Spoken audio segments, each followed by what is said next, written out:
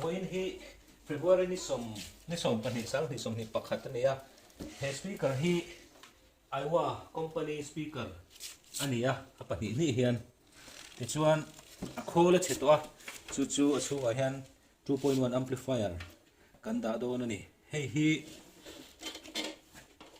Aiwa company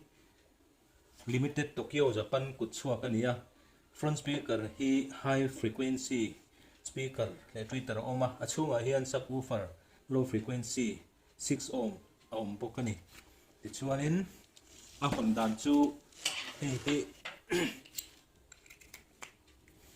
tingla hanin a hon theya ti hian a kar hon det theya ti hian hengla han te na kar hon theya khan kar hon theya ni ti chuan hi arin nan ka kar hon sa ania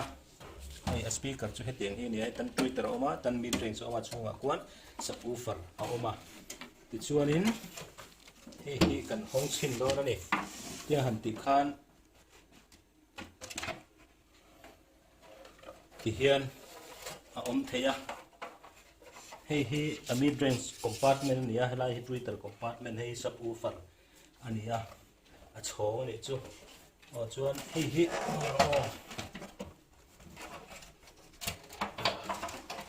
Good, you know.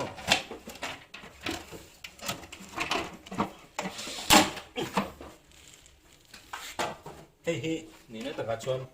ti hian a oma ti hian a om ta helai hian screwdriver in screw a oma tian a oma ti hian a oma hian kan hong det ta hei mid range speaker khania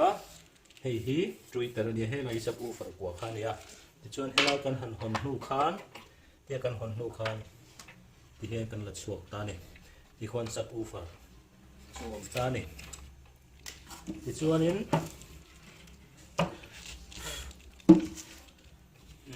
tian lo ni ta se kan chin le nei lo anga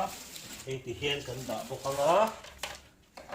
helama hang kan zai tir lo kang kan zoom china hi adapter 18.5 volt ania chu power hi ta hian kan pedon ani hei 2.1 amplifier circuit ania ti chuan hi box pahnih ni wangin subwoofer line hi chu kan zoom kop mai anga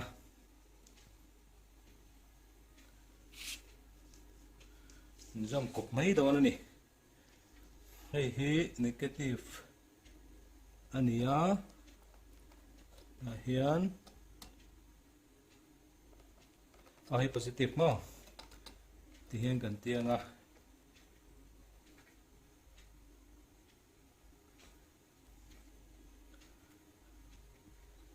hi subwoofer output ground lam negative lam ania ti chuan hi speaker pakhat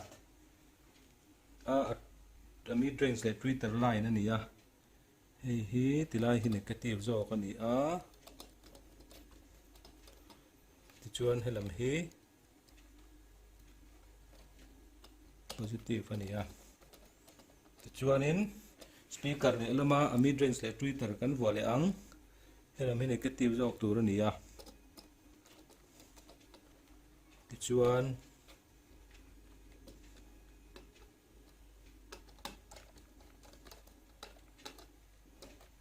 hei Amazon cha ania hei 18.5 volt adapter mangin power kan pe a chuan hei po hi power input thawania hei bluetooth antenna ania bluetooth om sa ve kani ti chuanin ti khan nung ta helai hian bluetooth hi laptop atangin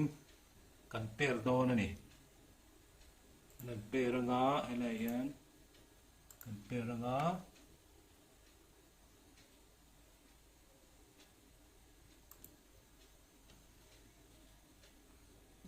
ngồi rồi không đủ lâu về make sure your device is turned on Nói em.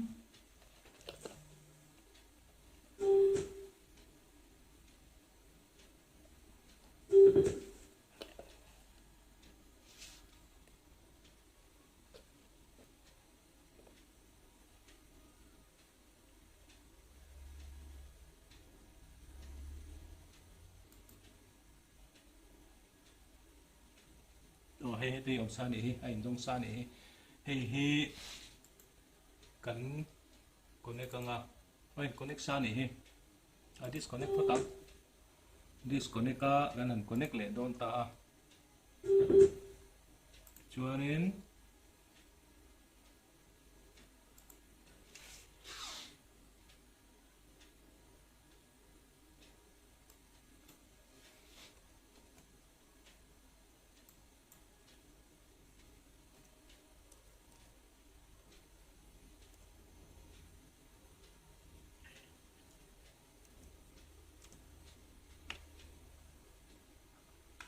internet connection hi lo che mani hi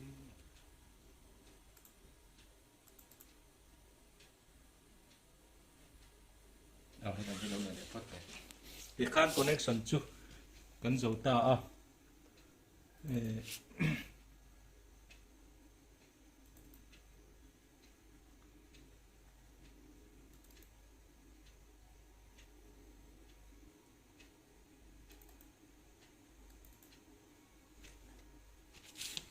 hay là mà hiện computer trưng in MP3 kan giải tir mấy ang internet ta kan load thei lo tlat mấy kêu gần là lỗ mi giải đòn đi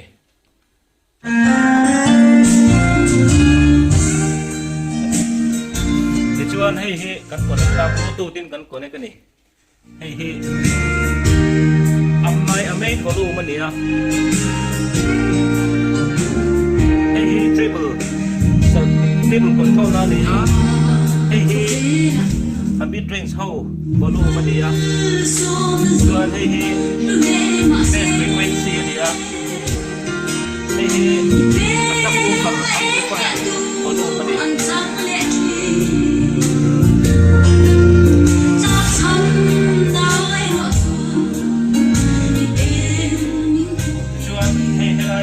kan connect ta đi at ngang mấy chú cái bị khôn khi cái lai em bị khôn khi cái lai em cần phải qua là cần của đô đó đi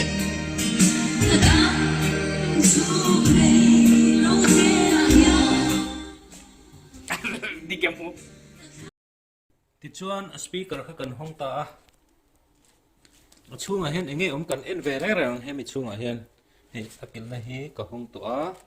kan han la hong don ni hi dam chu ani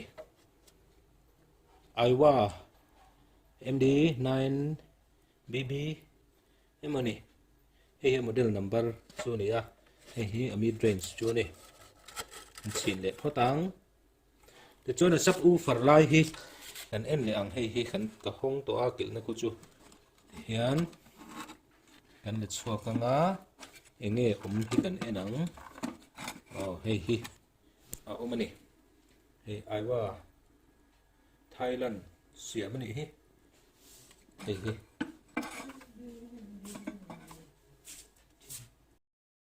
hey aiwa tech speaker ani a call cheto hey amplifier hey bluetooth support ani 50 plus 100 ani he ti hian an fu don ani ti hian chuan he lama hian speaker tiang kan la chuak bokanga achan chu box pakhat dang ala ma wangin ti chuan hei hi a chin kan siama hei hian kan size kan te don ani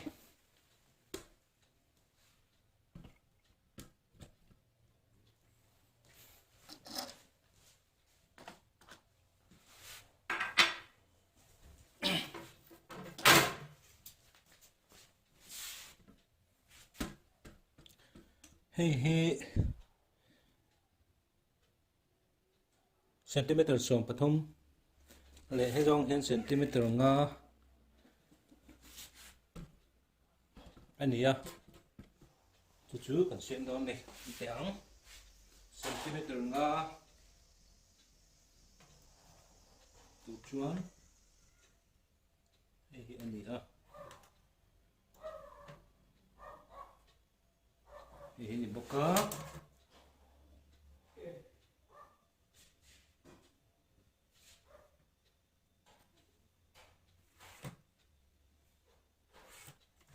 chuan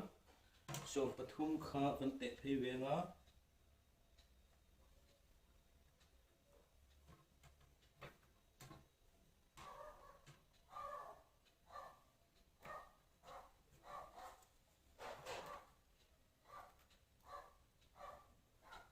นี่ตัดขาดอนนี่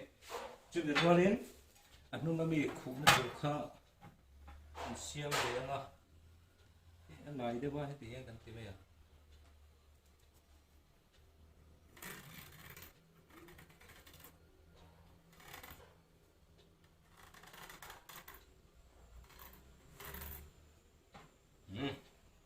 นี่กันตัดขาดอนนี่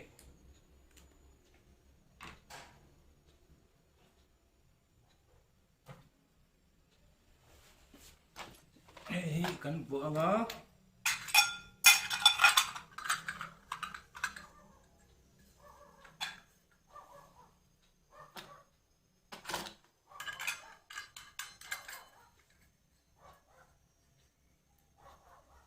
cuan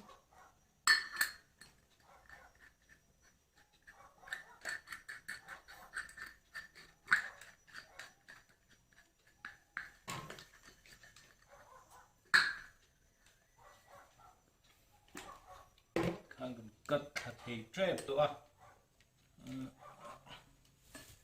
xe hi lại đều căng quý căn tệ lấy nó căng xong phần thì lấy chân về anh ấy cho 6.25 về lại hiến dùng hen để đếm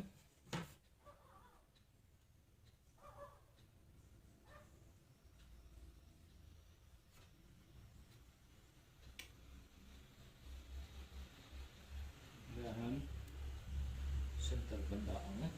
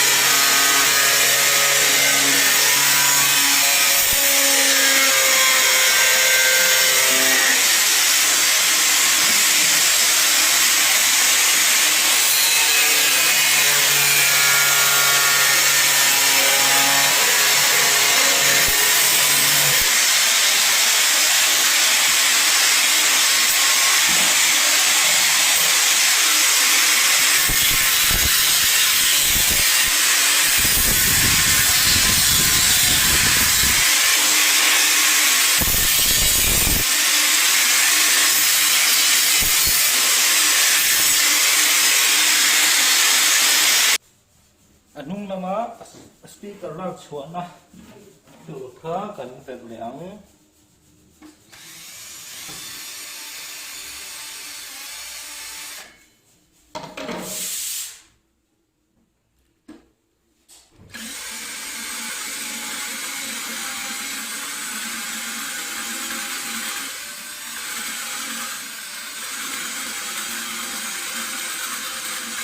chẳng về đĩa mà tôi đi gặp đây thì nhé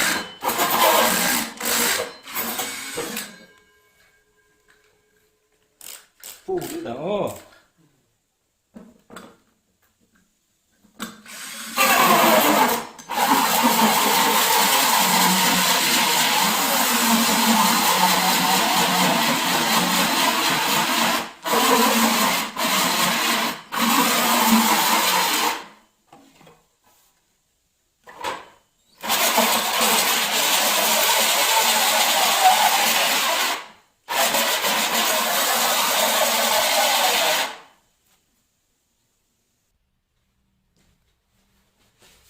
chuan kan dong in kan kat thata a hnung lama me tur hi Hey speaker subwoofer le mid-range speaker lak chhuah na tur ani a chu wangin kan ver le ang a lak chhuah na tur hian kan mark anga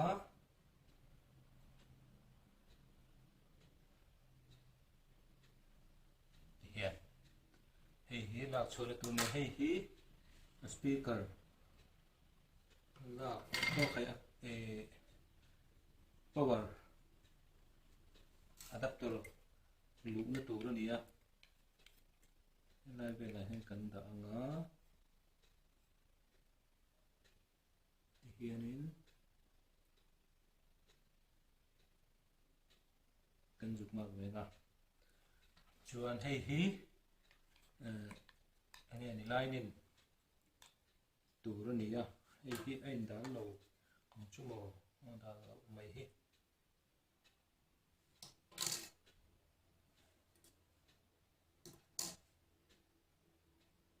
tilaya le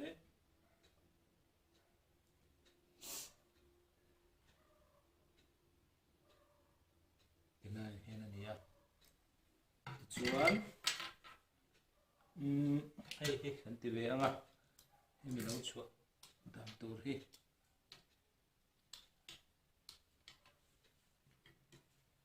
hei hi ti zawng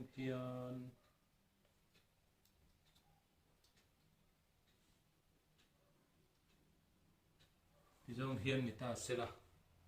chu wangin hian kan ti anga kan te ve ang lai do he kan ta anga lai ya kan tu anga lai kan tu anga lai kan tu anga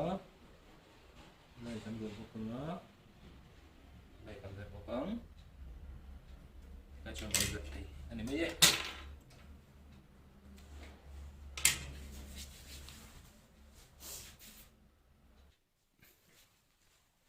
hei hi han ti photila lo te de mani le ti va le mai leng chu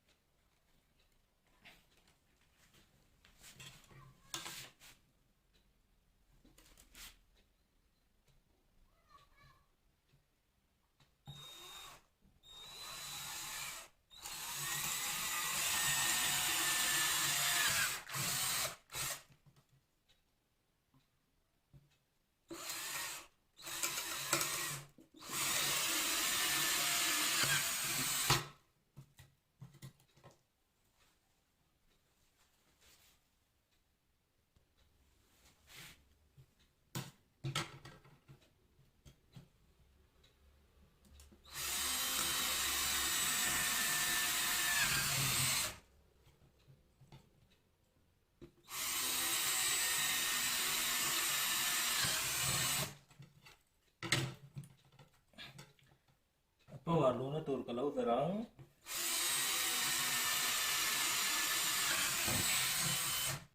lo te do na la verang vật liền lẽ mấy à lo hen verang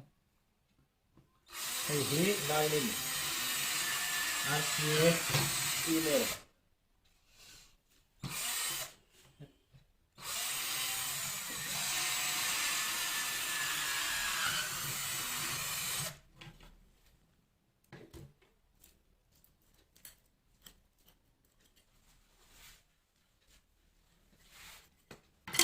hei hi ala te ya chu wang chuan kan ti lian ang chuan a volume hi hei a len lo deuh wangin kan ti lian anga hela mi ka ti lian to hei leng to nei ti lian le nge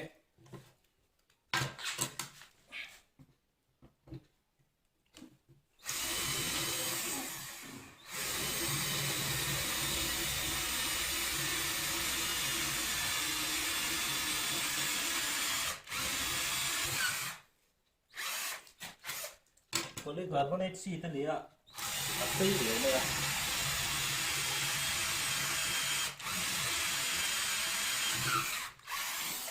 ti chuan khoile pakhat kha hei hi speaker chhuah na tur o khait line in ha lia dei dai dei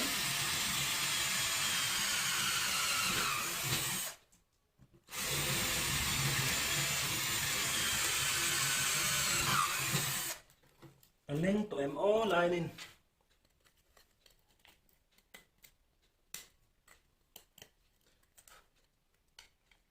khải chú lên lên lỗ đựng rất này hay ai liền dọc cái vật này tin hay bộ hi thì nó anh lên đó lỗ cho là ai liền thì tin cần khảo lại mà lắm biết liền thì để đâu một cái hiến thì gần tiền đấy ở đất tuần lũ nó gần gần nó cả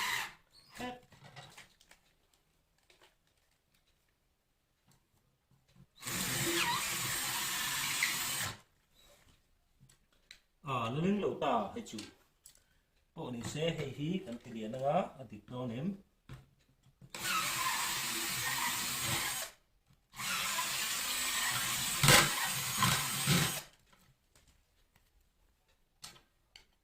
lên lên chú này tụi chân chân tệ phân đi lên thầy toán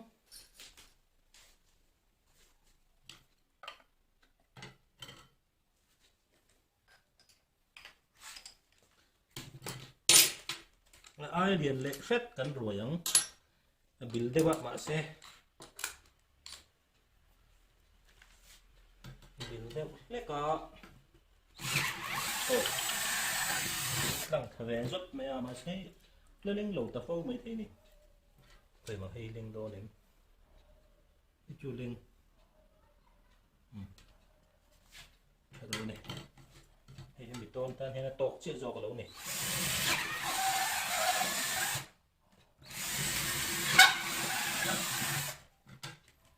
chuan thì chú tọt ta rau phết mà sẽ quay lại chân chú anh lầu các lầu khác ở đầu là khác anh tổ trong cái đầu này thì hiện nó liền xí lậu chuan mà ai nhìn nó ruồi đáng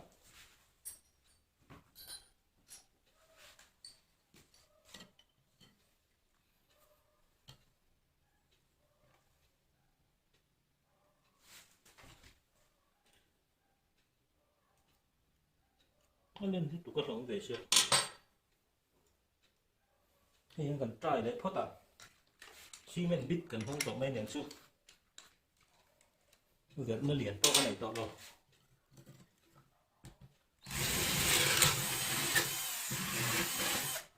lên nào lên lên đầu thì sau khi thì liền lệ phết tao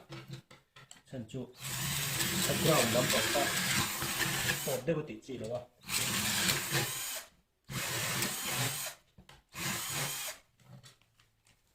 ai liền thì cần mong lẻo tiếng nghe này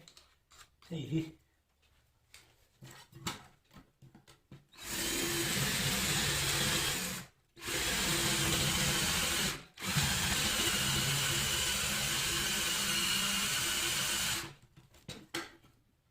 một những thun tụt đô niệm ô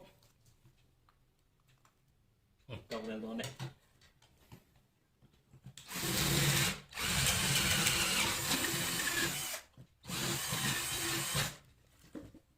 rồi đó khởi tụt tụt vắt bát xiêm ở đây thì khát chuan hay bỏ hí tiền là lụt thấy ta dòng hiền thì đón ta này thì hiền gần tiếng hay gần thun nữa thì dòng hiền lâu chầu bằng thì hiền tổ tổ riêng ấy chút hí bỏ hệ lụt thế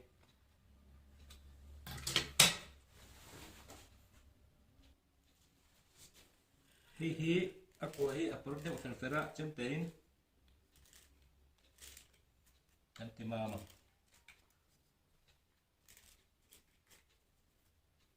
thế mình polygon này chỉ cần mình là chân thì mình đang ăn được không thì cái phong anh thấy thao mà rồi thì anh em pan mà anh kiểu hiến ở vô gặp quý lầu đua hay không về anh rèn xí chả lúc tục xí lầu anh ấy thế mình screw ina clip phạc to về là chả anh ấy thay điều này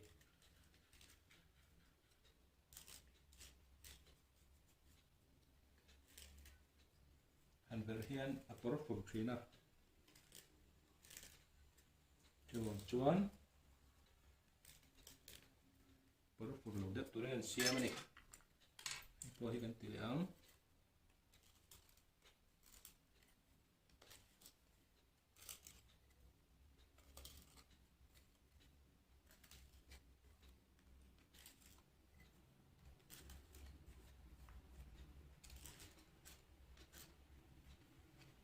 po hi kan ti ang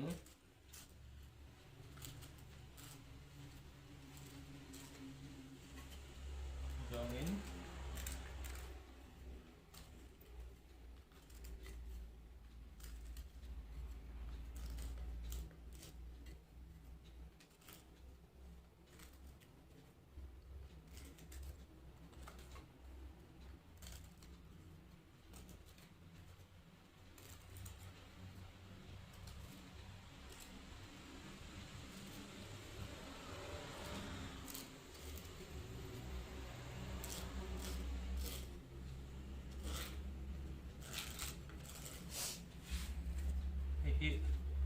speaker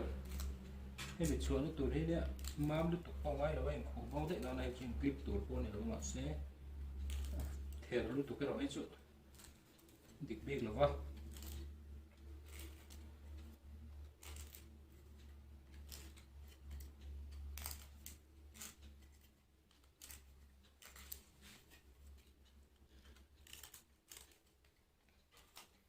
chuột còn xem nó sẽ tổ một cái lesbian tiếng quỷ sinh rồi có đúng thầy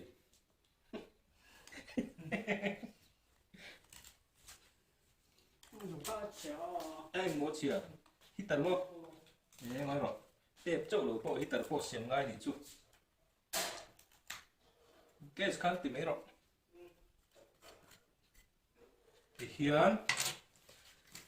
dầu ta thì mình screw thì cần hơn đôi vào nên cần gạt lô mình tôi thì cắt tổ đôi này còn cái nào đấy abi tự build được to này mò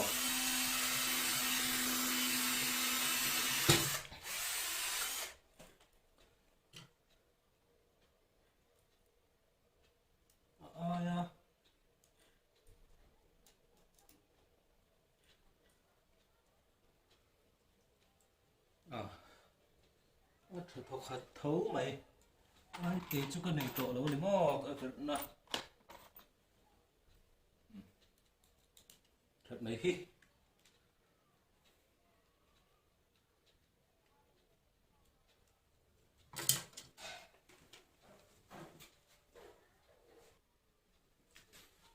thêm quỷ sen in và in cắn về rong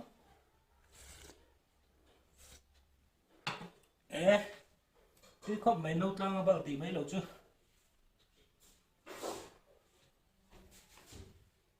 tất cả mất rồi không chỉ lo con này con ta sẽ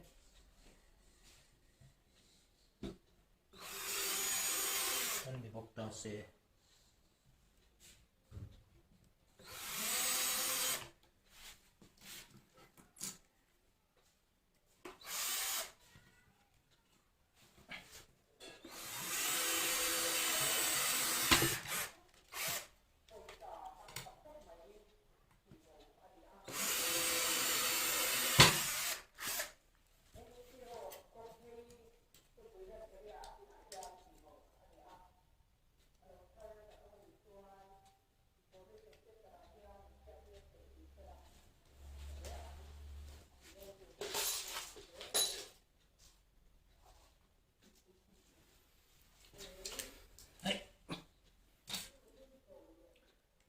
chú đúng về bốc hen kỳ la thoáng nghe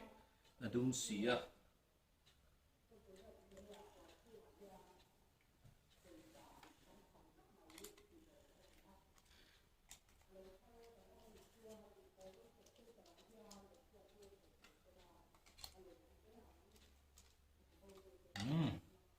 thì hiện biệt thật khác mấy nè thì chú kia thì mấy hi anh nhỉ khi nào vẫn chạm đâu nó thì anh lật na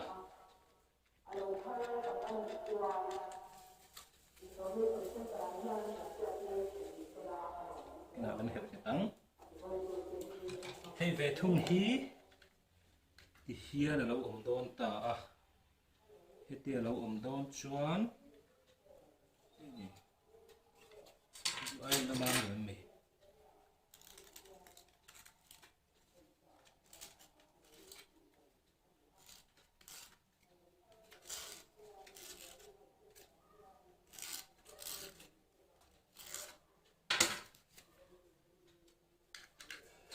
chút tí anh ấy chuan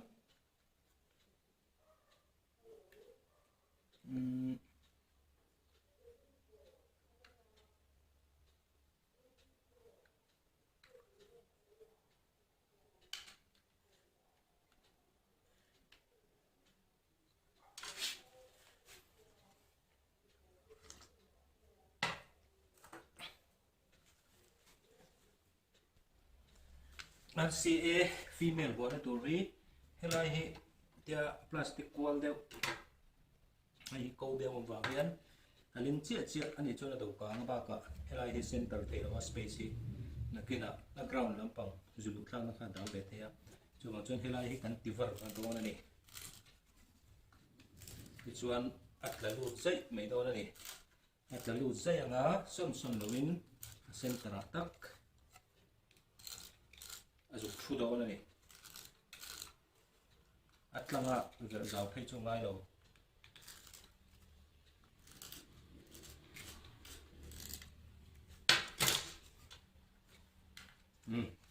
thì khát chuan đến thu được cái dây mày à hey xuân đón pon thì bắt thấy tổ nó vào chuan đến hay mi space hi là ya space mà po hi adik cái dây mày này chuan thế là an cần cửa đô này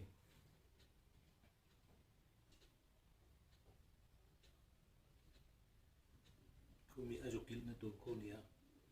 hay là mặt trăng bẹt khang na tu cái gì rồi cũng có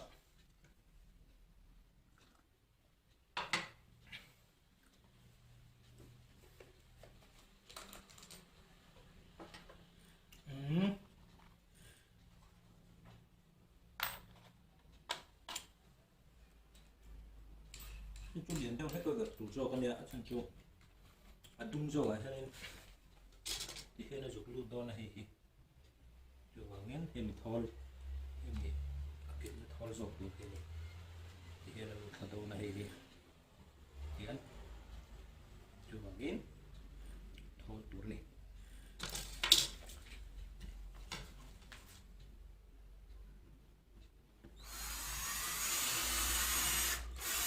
hết tốt đâu là hiện luôn đi mô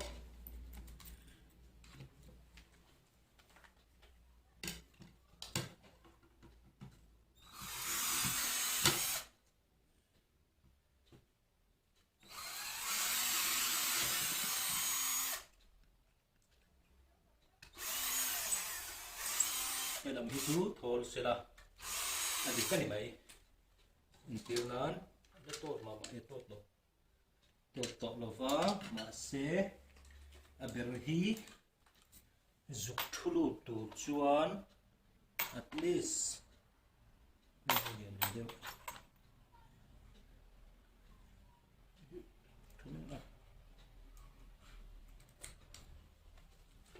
lòng xí là vin cần đi qua được tiêu này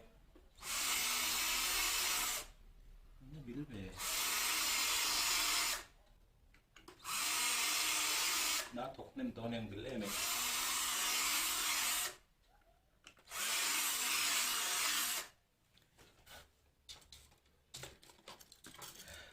khát chuan cái mình bỏ ủ tổ lộc đây vậy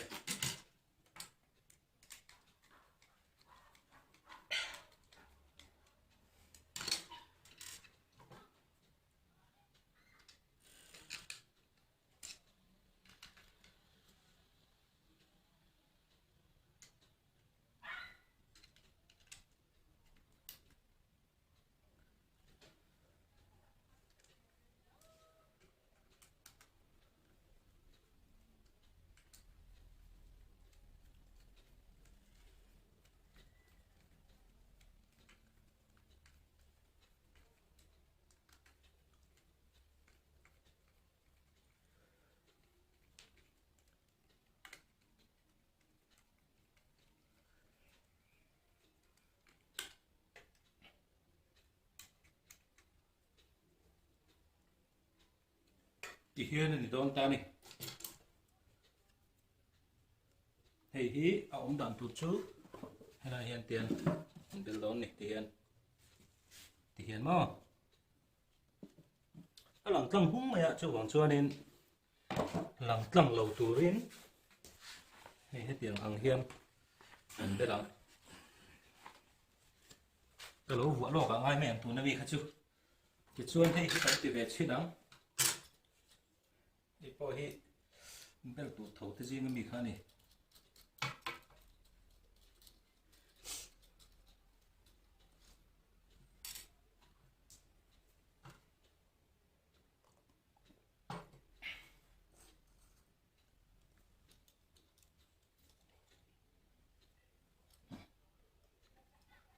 ok thì mình đẹp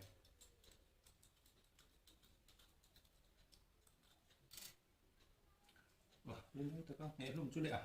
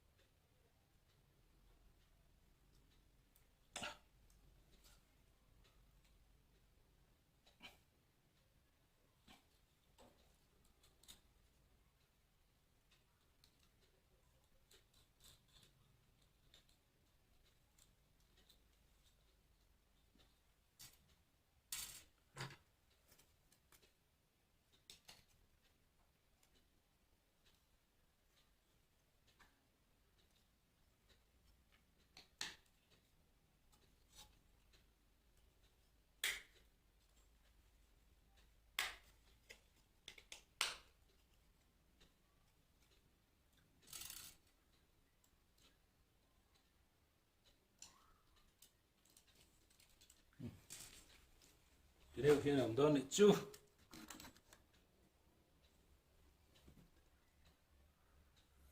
thì hiện cần vừa đâu nữa nè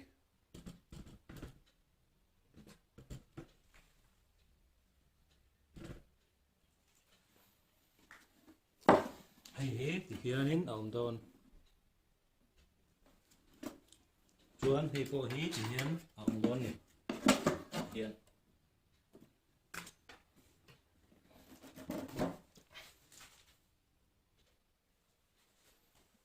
thì chuan hay hí chả đâu khi nó vào nghìn thế là hai nên chế bằng tổ thiếu tế độ tế không thủy nào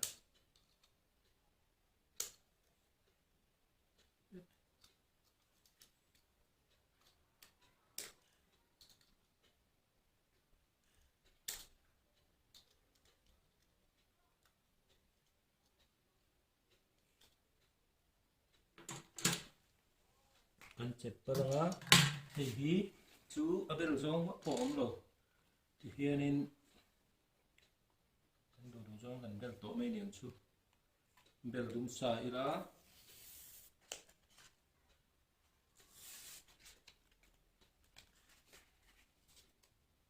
oi soi deuh hlek po in bel ira poi lian tho ta ni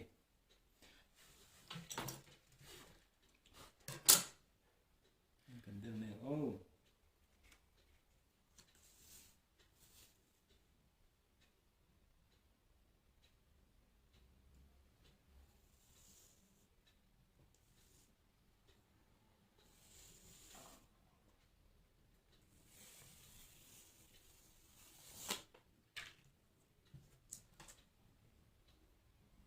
tiền cần bel nga ta khắp mai ni ô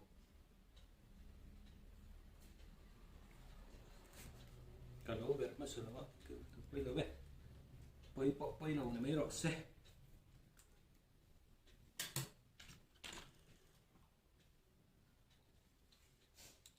chế thiếu tất cả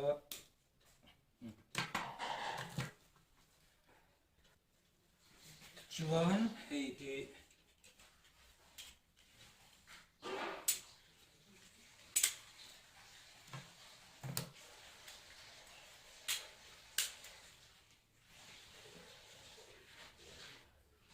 ta ila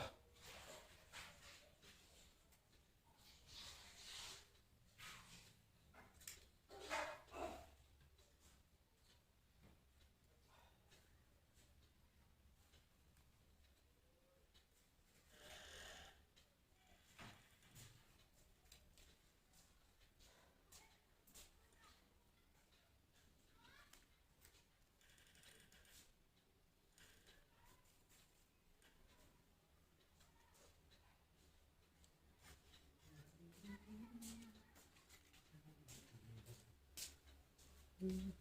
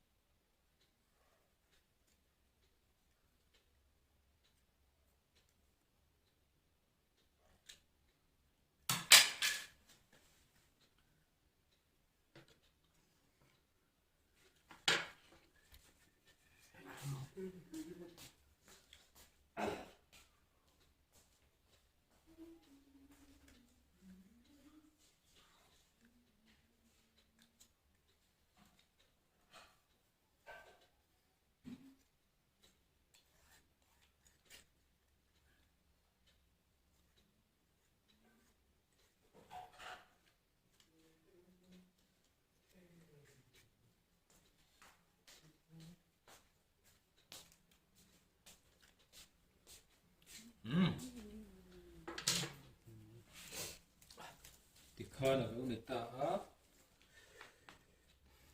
cắn thì có lẽ mèo hay gì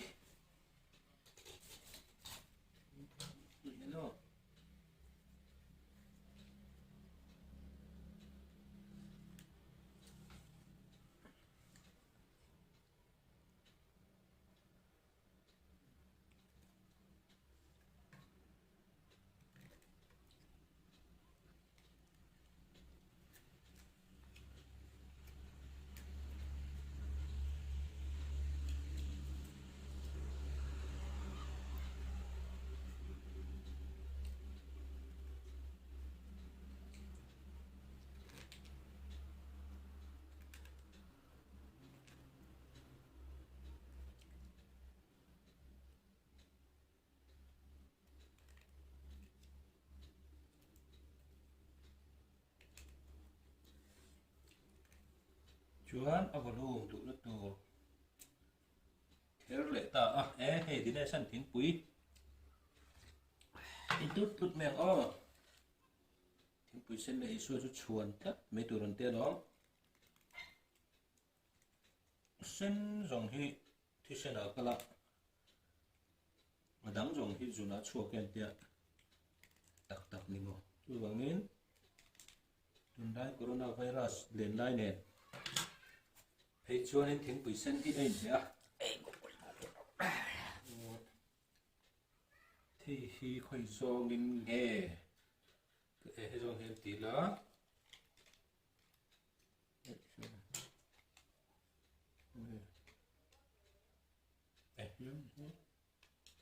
của đấy mình lột nó tí em nó sẽ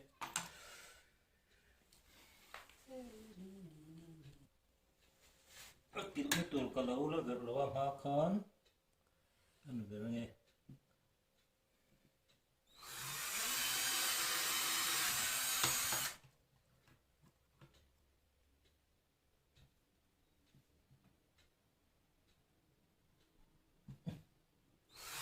Teka chuanin hình như cái kiểu don hiện cái kiểu don chuan số được những cái hình xí có thể cái kiểu mấy don nghề mình nghề thì ai số được cái này nó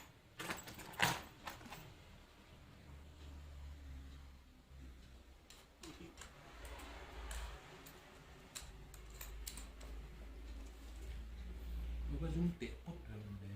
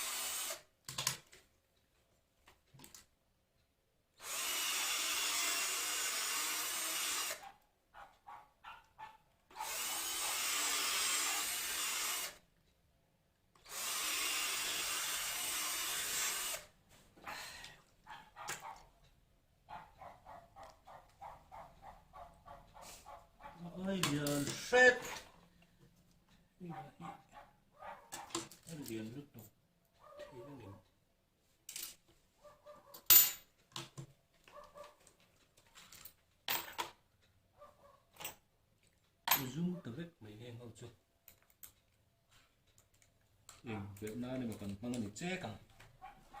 in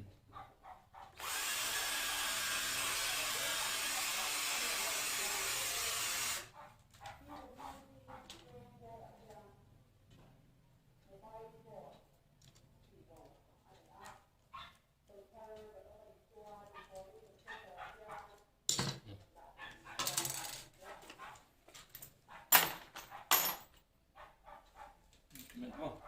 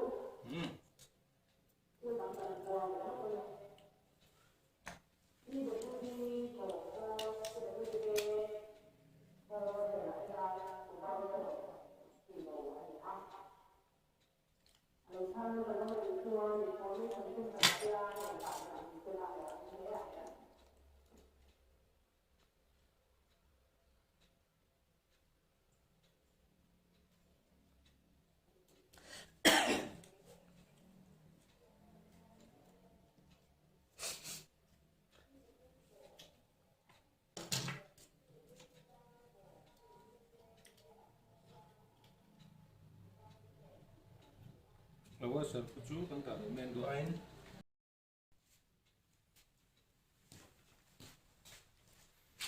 hei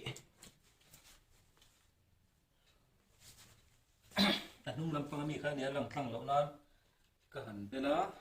ka kat ma don ne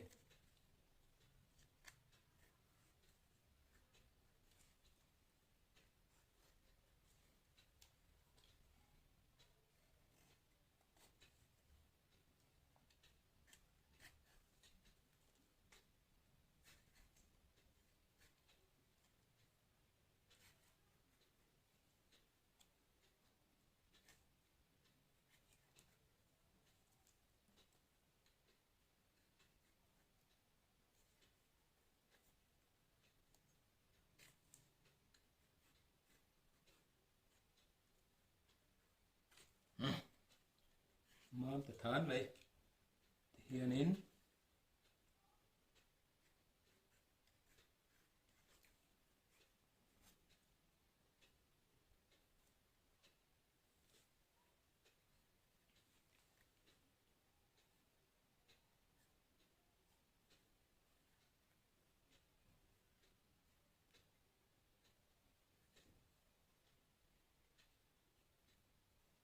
ako yep ye lo nan mam tu kan bilang e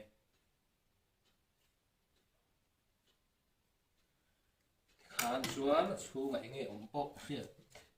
to lo vang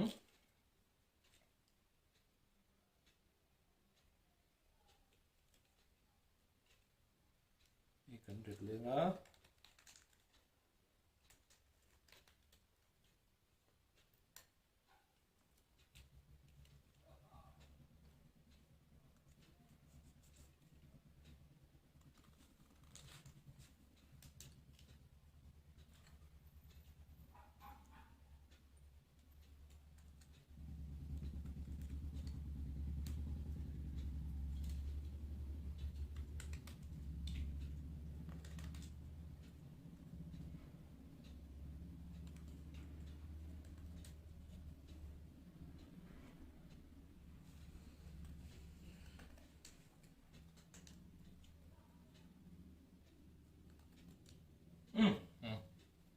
Nên hơi chú tí tổ bắc bông này rồi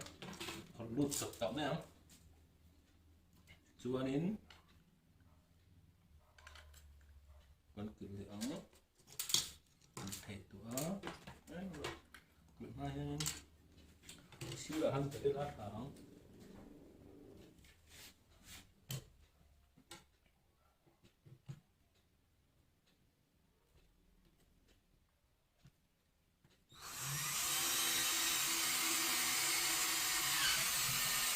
bố mà kỹ là tốt này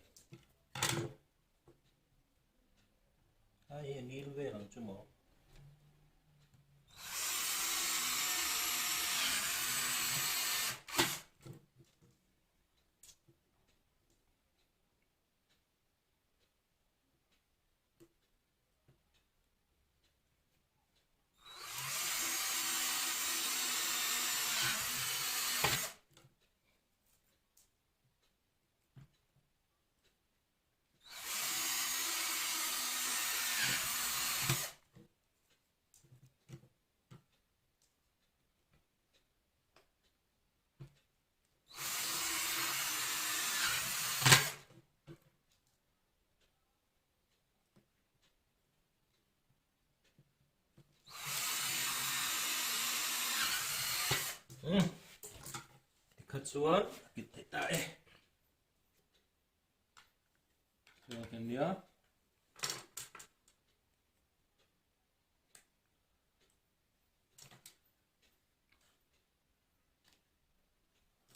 ôi ôi ôi ôi ôi ôi ôi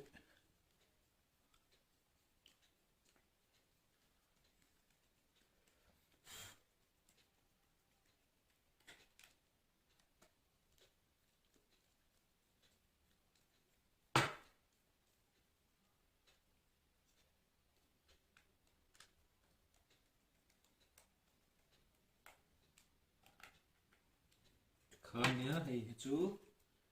cắn nó rụt phê về bọc mẹ tiền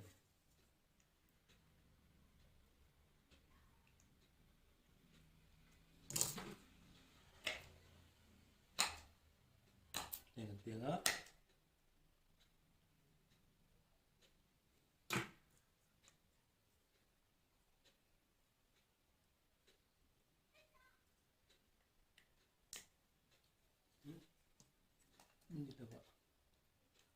đi đâu vậy tới gần tí chú này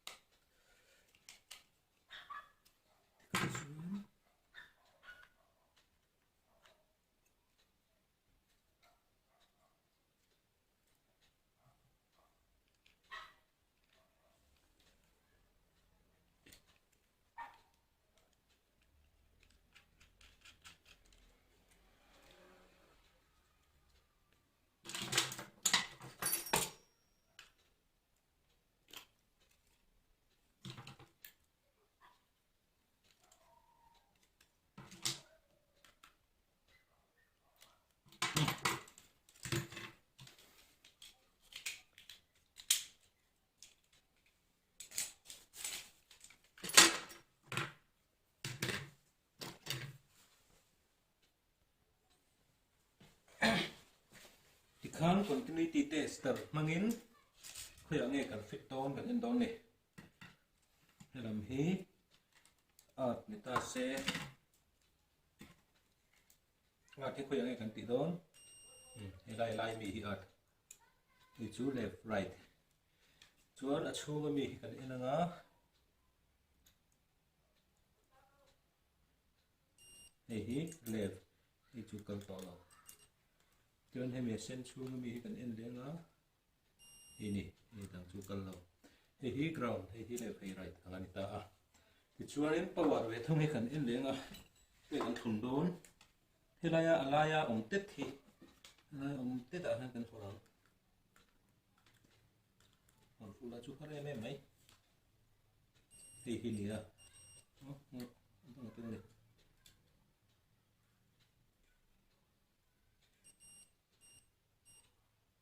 này nỉ à sir mi hi lai mi rồi sir mi em mi tết bali hi mà bộ đầu lai chuan ground đam nỉ à mà rồi chú hi hàn vua chế hiền pin hàn vua chế hiền ground tin để ngó hi kala hi kal telo ni hi jo hi kal lo hi positive chú vangin cái tiền tăng cần cho lắm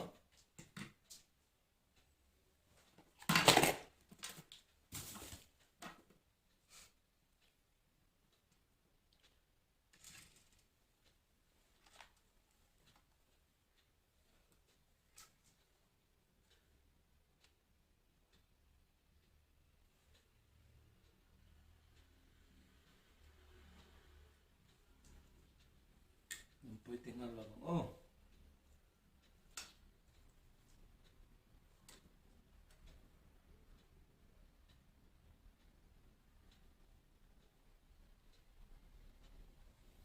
chuanin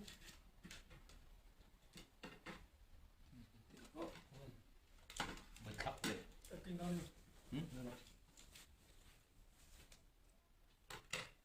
cái cốt này thế nào ha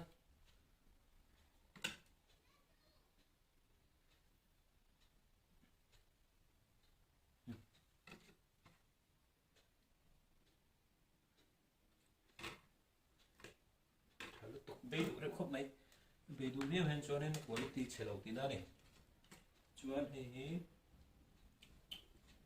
cũng mũi nó mà này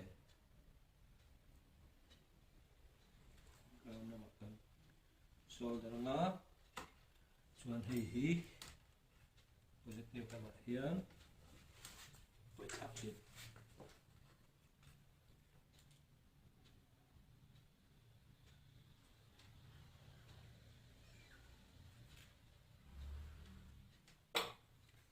ui đúng là phải to lắm đúng không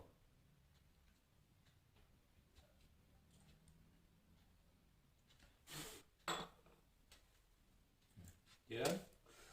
rồi tìm này cái tìm phần đi đó chuan hi signal input tu ra nia mi chen ve ti me ya in chen thuốc ku to à chen chu là han tan da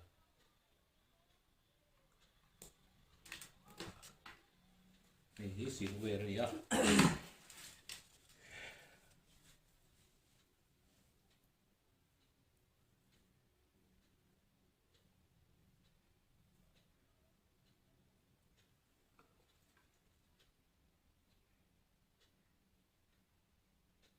coi được có mấy internet tất cả chợ này à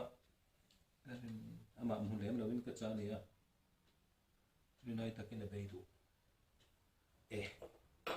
thì chuan thì làm bộ hi trong thấy là trắng để lắm hi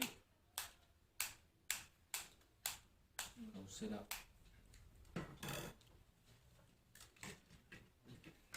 cắm đặt thằng ô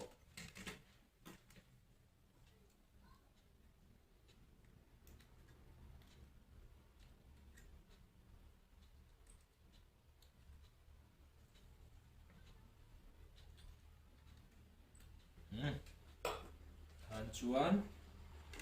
red tí hẳn tí red vậy đó hi nói rồi khi red này á hay hi nè và những red thì chú ô đặt lại to nữa của ta khổ đun đun mấy thì chuan ô hay hi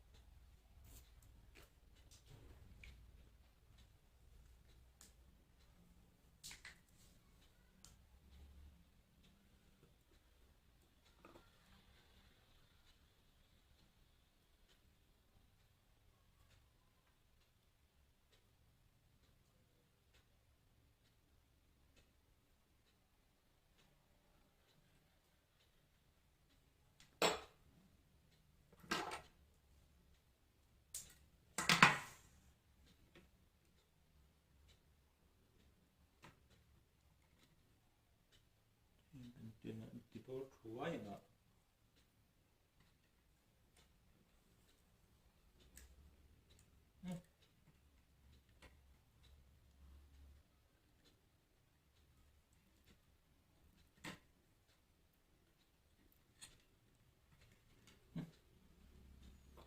thế em làm chưa bảo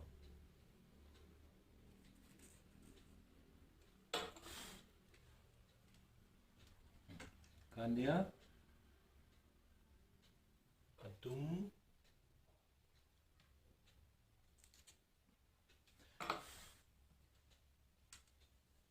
kan hei khu tàu phong cái dục thì về cái này lắm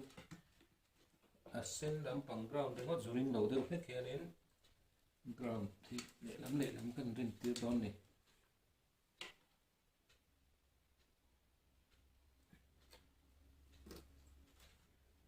tụi mama nhá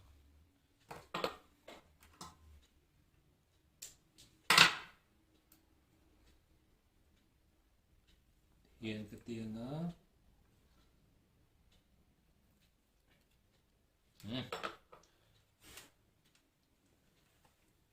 khá là ta đi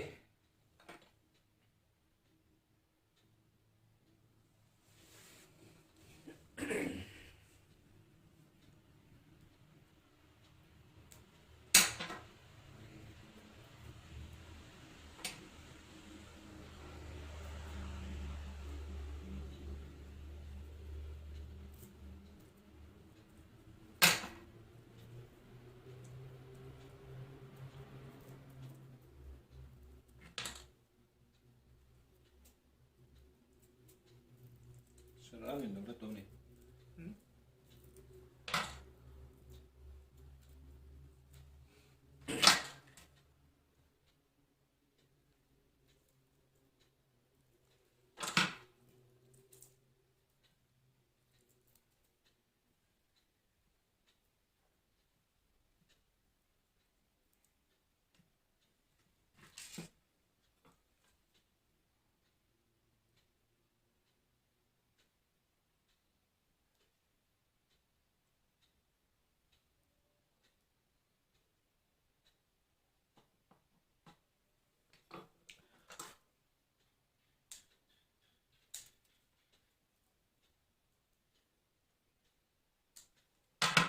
Kanin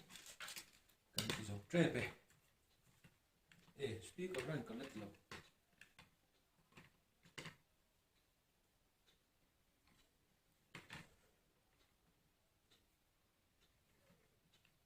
timbok men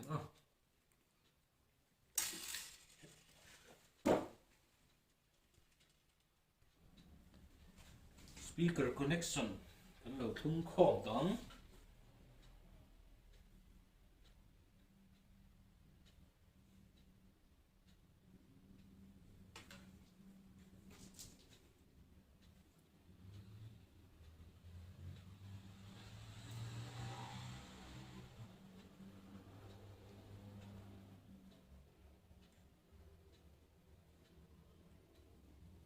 kan ni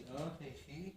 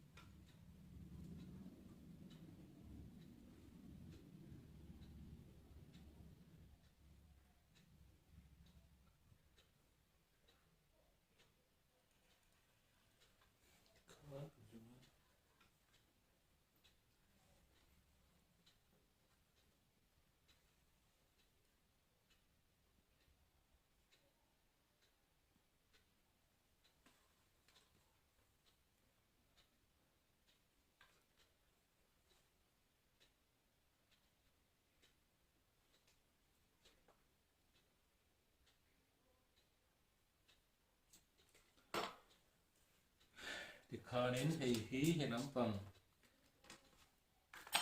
ating ave lampang hi sabu fara mangta ila hi chu me shui hi bathum ta ila tia han en hian a sen hi a chung jo ka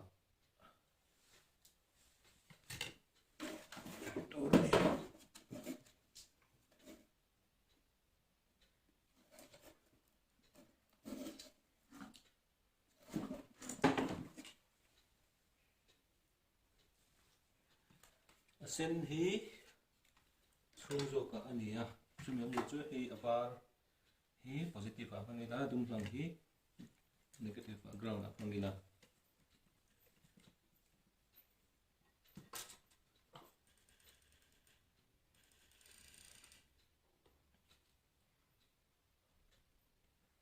chuan hi ground a phangila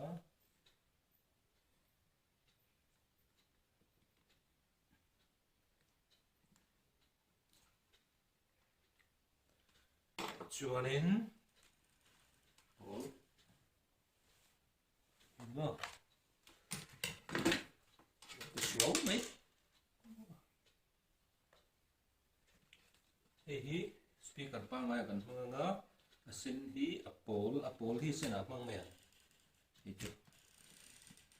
apol hi positive fa jo hmang me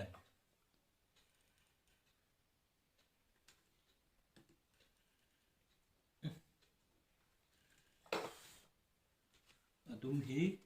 dum ni se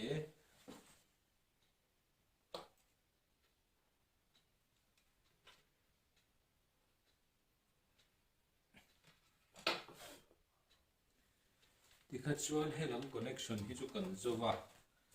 chuan hemi hi kan han trong don ta ni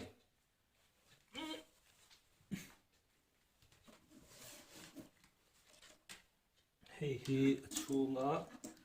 datata ila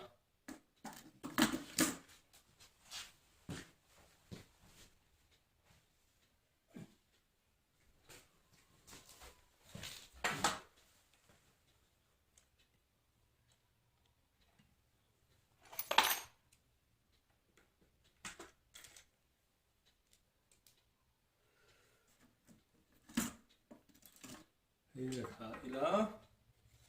he ta hianin kan la chho de ang ka a hi kro la chal ve lo ni mo chal ti le ma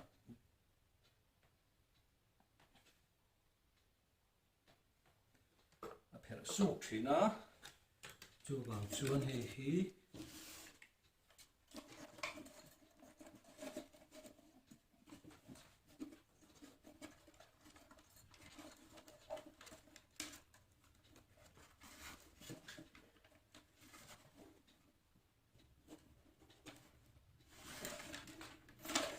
hei speaker pang ngai a hian hei hi r out ania r out a hian kan ko da anga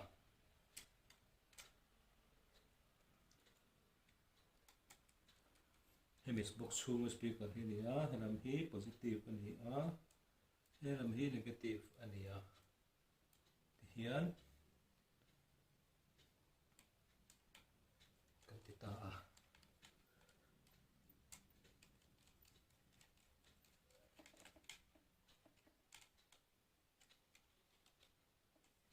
chuan hei hi speaker le lam chhuah na tur ania tam ti le ang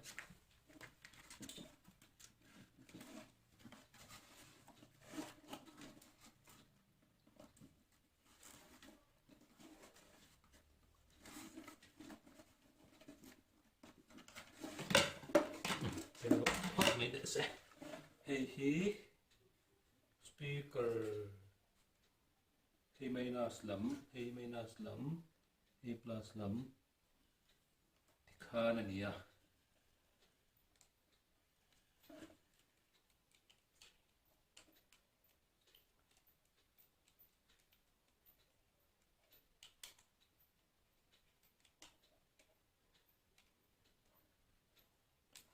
ti chuan hei hi subwoofer output ania subwoofer output kha vài điện thun sầu đó mẹ thì này thế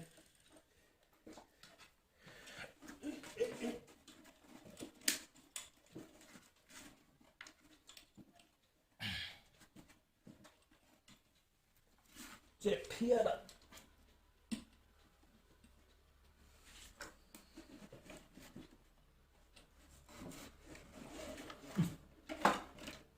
chú cháu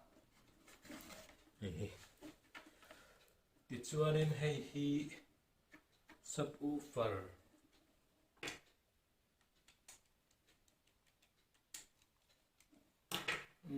subwoofer a hian awak tel zo ki positive ania wangin helam sir zo ka hian kan da anga tai to ni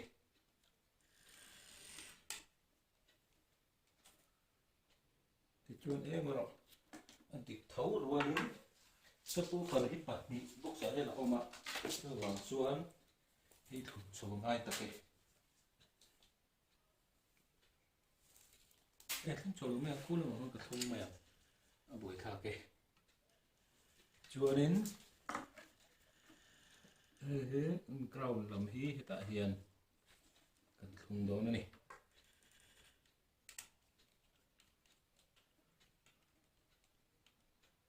thì các chuyện ở dài thì trễ tự cho này thì chuan thì tiêu thì anh này mấy à hay hí ông ta là chuan ground left are in hay là ya han thì lộ tu này à chu wangin i chu shoulder tak tak angai her thei po ne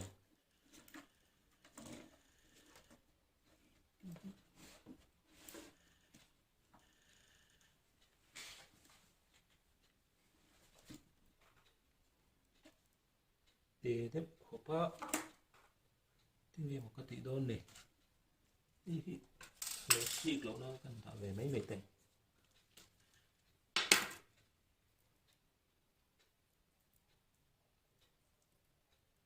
xíu tụi mà đó nữa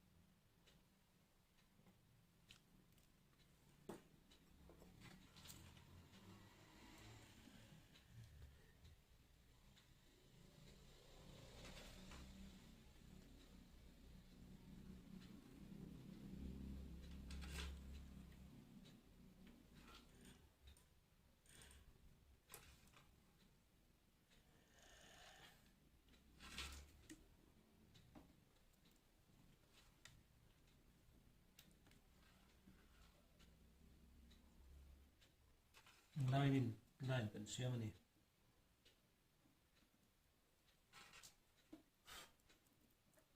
xem rồi trap tuổi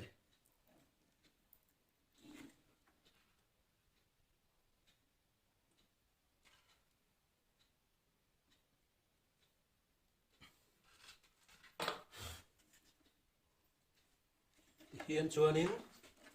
đồ chuan là giải tiết thầy ta anh ấy biết rồi này thì chuan in hiện nay anh cần phải có cặp hay cần shoulder mấy anh à anh tu mà hiện và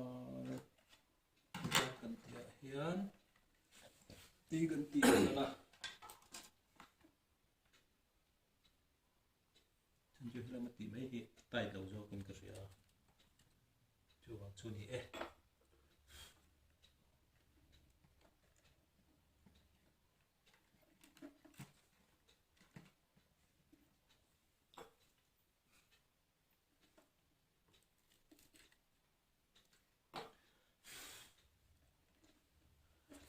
khát chuan in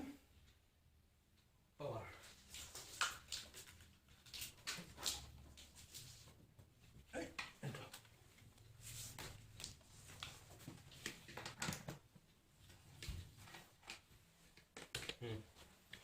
hi khởi mỏ 18.5 volt 3.5 ampere laptop adapter anh à mà xe hết tại hiện cần mang về mày thôi này ở đây cái lúc đó hắn thì chúng nó này hi à bây chuông rồi về hết tại tôi hiện đủ xuống à fit thế à thì hiện thì đúng tốt mấy à không hề thì hiện đến đúng tốt mấy này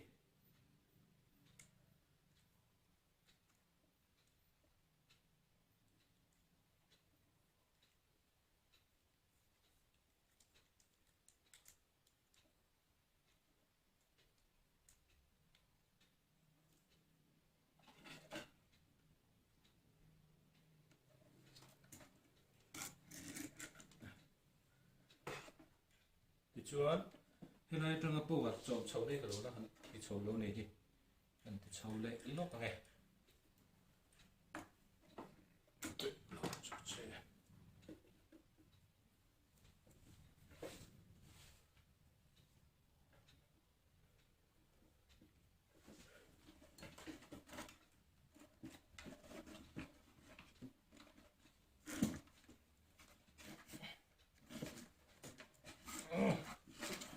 chấu tới là mấy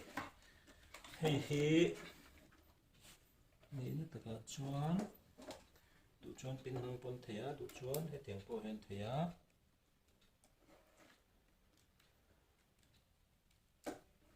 chuanin hi negative ani a hi positive line ani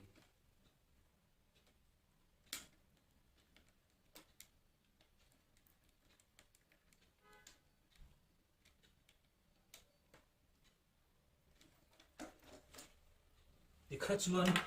he da tang po hian pe te ai lung va to ne ti chuan hi kan thun tha anga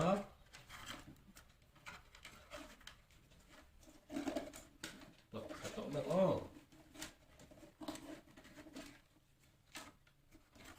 kan thun tha anga kan thun tha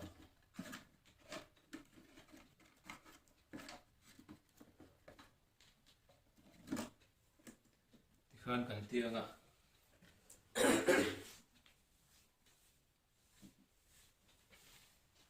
chuan hi mo ông vật thun nó ngay tại hi negative ate lam hi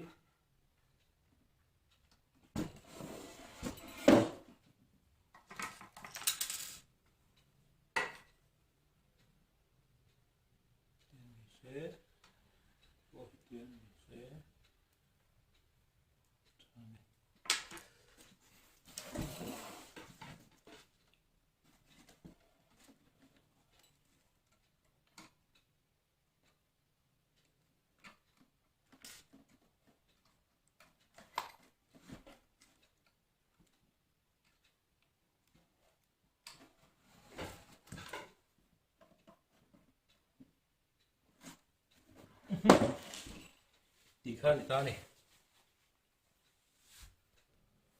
tí khá cho nên cần fit dấu thuộc hạt ta cần bluetooth tin cần connect xin nga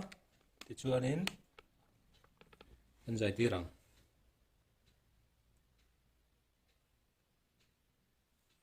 hay là hiện khơi này nữa hi nia kan connect to a chuan kan zai tir don ta ni pbk kan zai tirang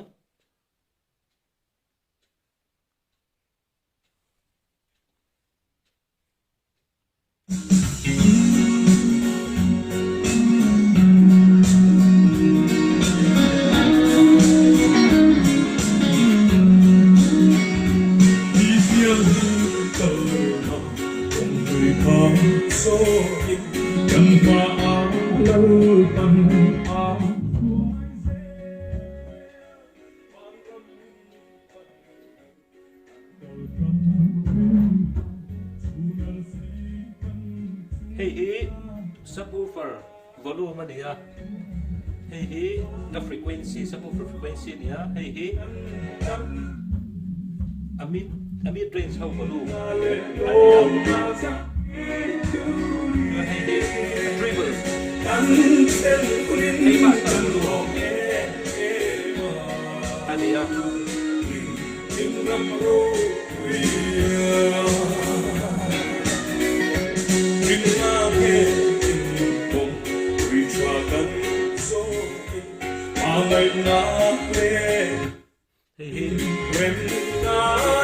hian line in kala an menon hian bluetooth achunga mi kha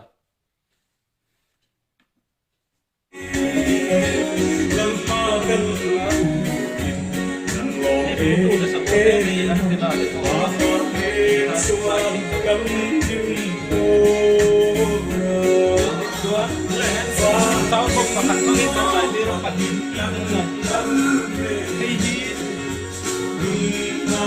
hey không phải là hey gặp cái xe là gì đó hey này gì cái gì đó apa ini dapat dulu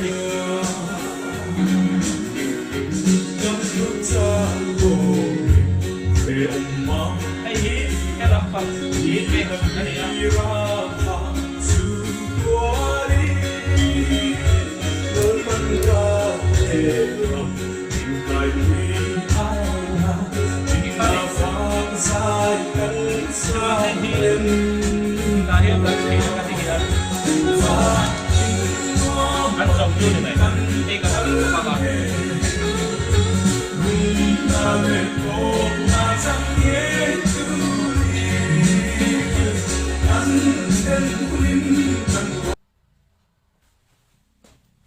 khan aiwa speaker